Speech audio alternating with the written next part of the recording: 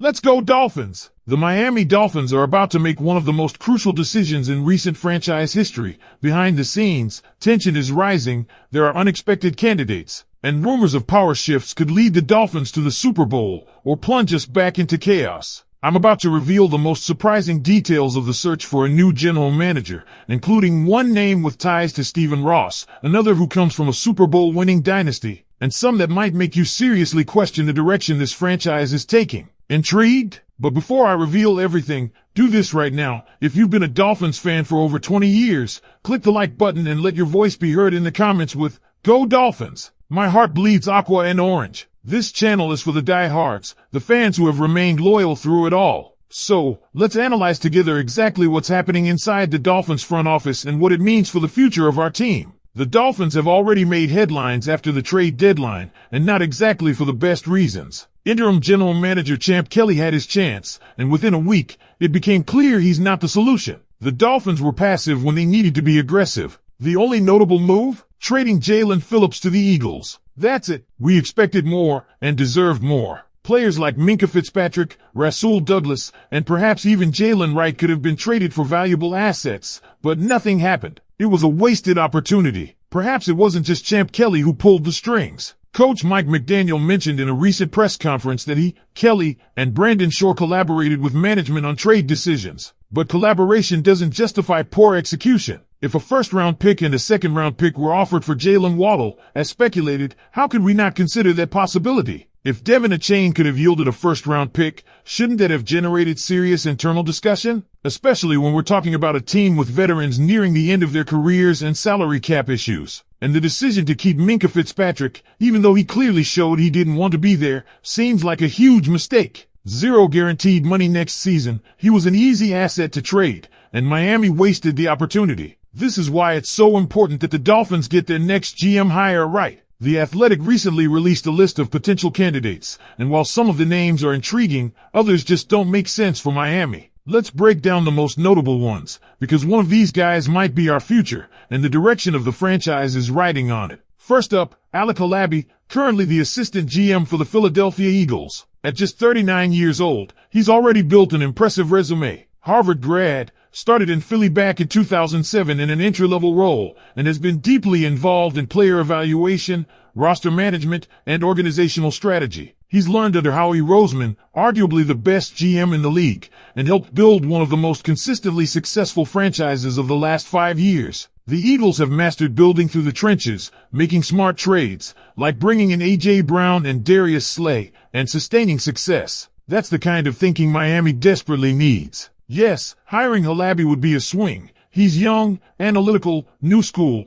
but that might be exactly the kind of bold move the Dolphins need to escape mediocrity. Next, we've got Josh Williams, Director of Player Personnel and Scouting for the San Francisco 49ers. He's got a known connection to owner Stephen Ross, and that alone makes him a name to watch closely. The 49ers have built their team through savvy drafting and player development. Williams' eye for talent has been critical there, and that experience could translate beautifully in Miami. Ryan Cowden is another candidate who popped up, currently with the New England Patriots, where he works closely with Mike Vrabel. He's got experience as an interim GM and a strong background with teams like the Panthers, Titans, and Giants. But here's the problem, his bond with Vrabel seems too strong to break. If anything, Cowden looks like he's being groomed to take over in New England once Elliott Wolf is out, which many believe is happening soon. So, realistically, it feels unlikely Cowden comes to Miami. Then there's Nolan Teasley, assistant GM for the Seattle Seahawks. Also young, also on the rise, and someone who's helped the Seahawks stay competitive post-Russell Wilson. He started as a scouting intern in 2013 and rose fast. Teasley brings modern,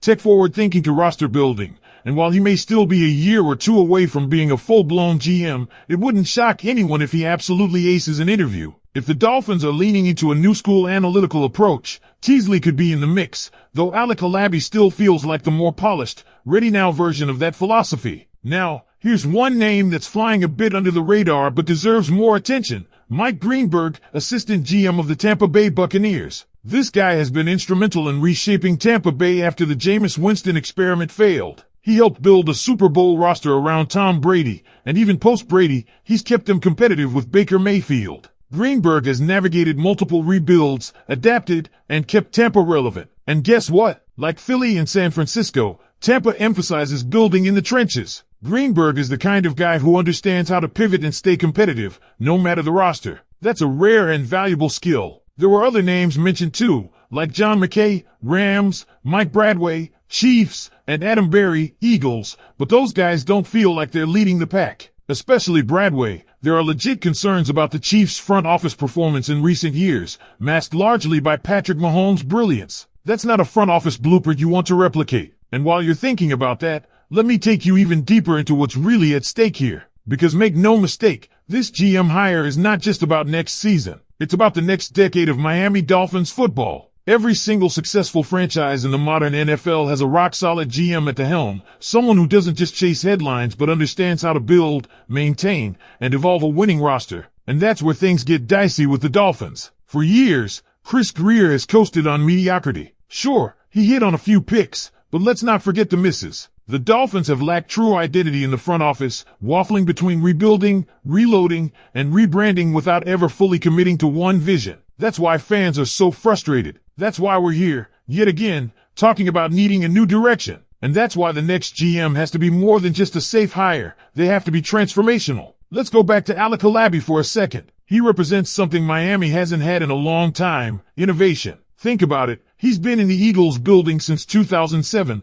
learning directly from Howie Roseman, who built a championship team not once, but twice. Halaby's background in resource management and strategic planning is exactly what a capstrap team like Miami needs. And the Dolphins wouldn't be just getting an up-and-comer. They'd be getting someone who understands how to maximize value at every level of the roster, from stars to special teams. Now compare that to someone like Josh Williams. He's coming out of San Francisco, a team that's consistently drafted well and developed homegrown talent into stars. If the Dolphins want to double down on a draft and develop philosophy, Williams might be the guy to execute that vision. And his rumored connection to Stephen Ross? That could be the difference maker when it comes time to make the final decision. But don't sleep on Mike Greenberg. His time with the Buccaneers shows that he knows how to adjust to different windows of contention. Whether it's drafting, free agency, or cap maneuvering, Greenberg has seen it all. He's gone from the bottom of the league to Super Bowl champion, and now back to building around a new QB. That flexibility is huge. Because let's be real, Miami's core isn't getting younger. The cap is tightening. The team needs someone who can balance short-term competitiveness with long-term sustainability. That's the tightrope Greenberg has walked for over a decade. Then there's the wild card factor with Nolan Teasley. While less experienced, he could be the surprise riser if the Dolphins want to swing for a younger visionary. He's already held executive-level roles across both college and pro scouting and comes from one of the most tech-savvy front offices in the NFL.